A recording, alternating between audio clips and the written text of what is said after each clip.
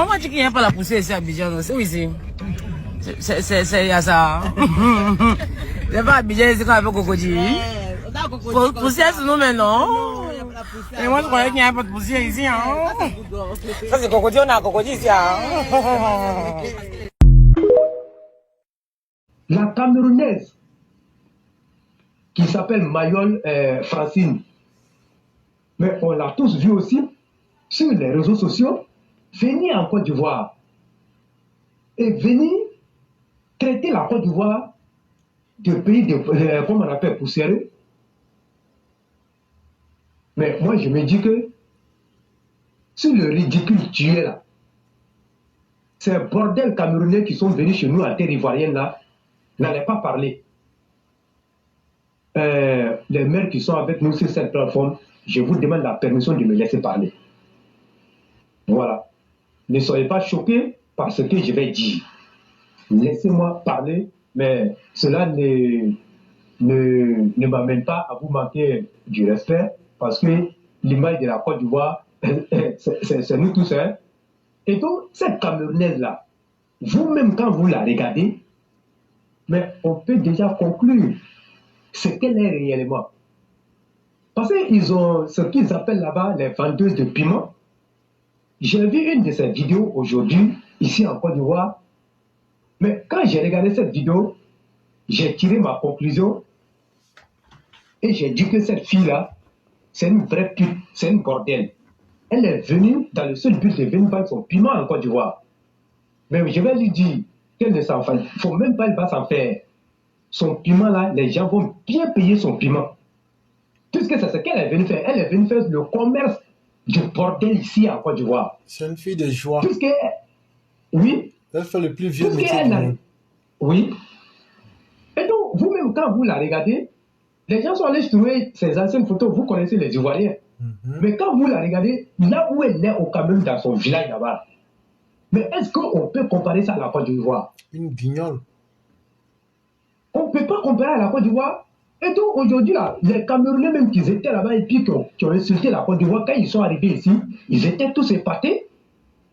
Mais elle a fini de faire ça, mais elle était toute heureuse de prendre une photo sur l'autoroute du Nord. Tout le monde a vu cette photo-là. Et donc, la Côte d'Ivoire ne sait pas faire dans la dentelle. Quand on s'investit dans quelque chose, on le fait. Donc, ils sont venus, ils ont tous vu ce qu'on appelle développer un pays. Contrairement à l'El Momi, qui est là-bas depuis 45 ans, 50 ans, qui n'a rien fait. Mais quand ils viennent dans notre pays, les Camerounais très du Sud ont eu le nez cru de leur dire ça suffit maintenant. Ça suffit maintenant. Mais vous n'allez jamais voir un Ivoirien, quel que soit le pays où il se trouve, en train de dénigrer le pays qui lui donne à manger.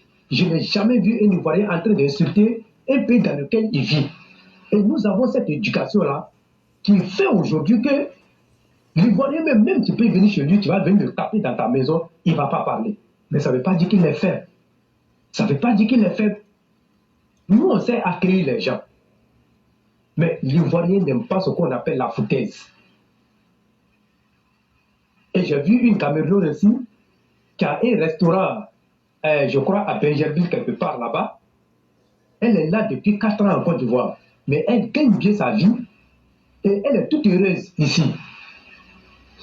Donc, à un moment donné, il faut faire comprendre aux gens qu'on peut tout accepter, mais venir nous insulter dans notre propre pays, et c'est ce qu'on ne veut pas. C'est ce qu'on ne va pas accepter. Et cette femme-là, camerounaise, sale là, avec sa, comment on appelle, ses narines là, on dirait base des nues là. Mais je crois que son cas sera traité. Son cas sera traité.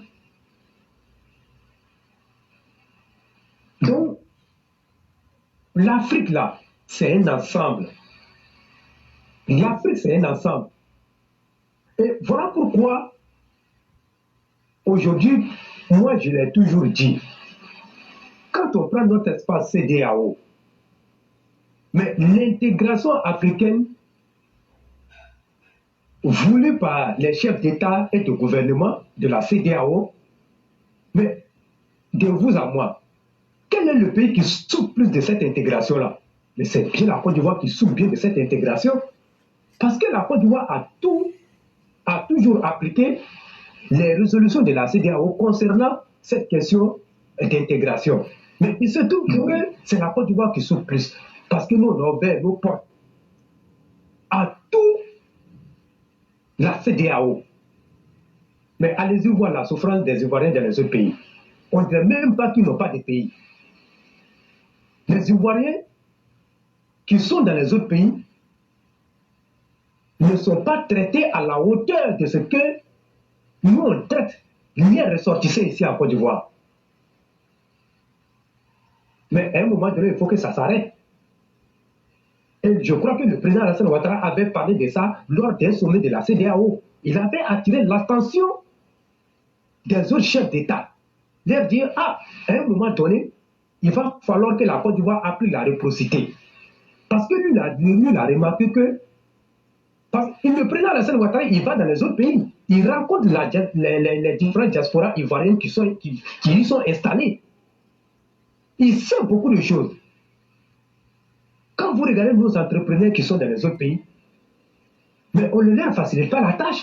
Parce que pour eux, ce sont des parvenus, ce sont des étrangers. Ils les traitent comme des étrangers, à la limite, mais ils bloquent leur activité.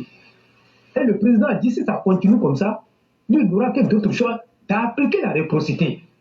Pour leur faire comprendre que si j'accepte d'héberger, d'ouvrir les portes à vos ressortissants, mais ce n'est pas par peur, ce n'est pas par faiblesse, mais c'est par humanisme que je le fais, parce que nous avons pris des résolutions ensemble, que moi j'applique ces résolutions-là. Mais si vous ne voulez pas appliquer aussi, faire la même chose pour mes ressortissants, mais moi aussi je vais vous montrer que je ne suis pas bête.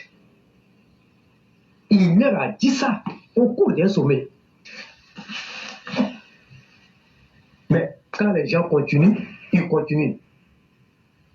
Donc je crois qu'à un moment donné, il faut que... Nous sommes au Cameroun, précisément à Yaoundé. Il paraît qu'ici, c'est la zone industrielle de la poussière. Il me semble qu'on fait ici l'élevage de la poussière comme on fait l'élevage des porcs et des poussins. Cette voiture ne peut plus fonctionner car le moteur est englouti par la poussière. Au Cameroun, lorsqu'il n'y a pas de poussière, on s'inquiète car ils sont habitués par la poussière. La peinture de cette maison a été renouvelée gracieusement par la poussière. On remercie au passage la poussière pour ses œuvres. Comparer la poussière du Cameroun à la poussière de la Côte d'Ivoire, c'est comme comparer une fille capverdienne à une fille Koulango ou bien à une fille Abé. Hôpital de Foulane. On prend les paramètres des malades avec la torche. La torche du téléphone. Chambre, pas de Foulane, pas de lumière. L'hôpital de référence, s'il vous plaît. De l'État, pas de lumière. Dans une chambre. Mais la chambre coûte 7500. Même pas de moustiquaires. Et on dit qu'on soigne le palu. D'abord. Neno di Jolofo, la marraine. C'est bon. Monsieur le Président, coupe le ruban symbolique. Non, pas le ruban. Il parle bien. Tu vas dire comment tu as fait. Je vais vous montrer que le pont est tellement solide. Montez tout ça. Même le camion là, je savais que monter. Le pont est vraiment solide. Ça, c'est comme ça, ça c'est comme ça les efforts de Hayek, la manière de manager les membres donnés au quartier. Donc ce pont a été offert gracieusement par M. Roger, membre d'honneur M. Roger. Le matériel a été offert par M. Roger, fabriqué. Marie. Oui. Vraiment, voilà, donc c'est un pont bien solide. Donc on commence aujourd'hui pour demander que prochainement, on nous donne toujours des grandeurs. Hein? Et que le prochain pont dans le quartier serait quel pont? Le pont de Fokoudeka. Le chef de l'eau. Voilà. Voilà. Donc maintenant, vous passez à la coupure des rubans symboliques.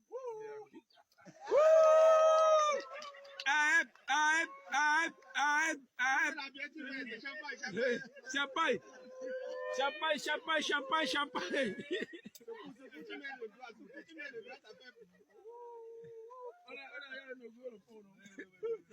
Chacun peut partir.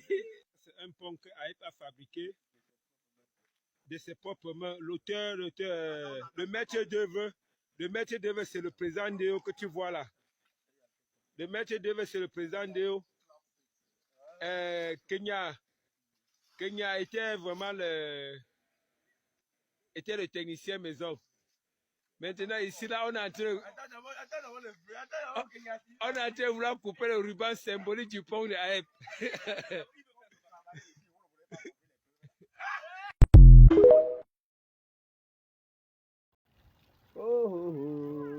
Regarde l'eau qui sort du robinet. What? Ah, vraiment. C'est quoi ça? C'est comme moi, ça. On va voir. Yeah. Ouais, mon pays. Je vous aime tout. On va boire, on va se mourir. Nous sommes au Cameroun, précisément à Yaoundé. Il paraît qu'ici, c'est la zone industrielle de la poussière. Il me semble qu'on fait ici l'élevage de la poussière comme on fait l'élevage des porcs et des poussins. Cette voiture ne peut plus fonctionner car le moteur est englouti par la poussière. Au Cameroun, lorsqu'il n'y a pas de poussière, on s'inquiète car ils sont habitués par la poussière. La peinture de cette maison a été renouvelée gracieusement par la poussière. On remercie au passage la poussière pour ses œuvres.